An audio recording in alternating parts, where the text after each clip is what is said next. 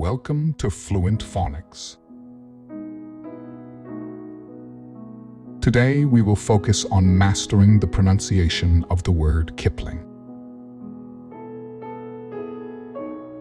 Kipling.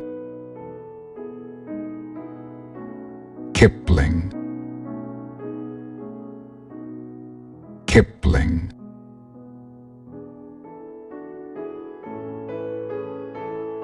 Here's an example of how one might use it in a sentence.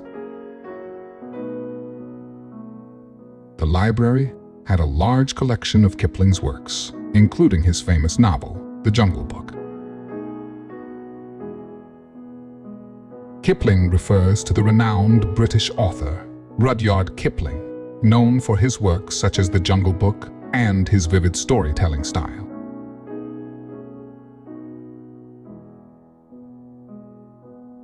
Thank you for your time. If you enjoyed this, please like and subscribe for further content.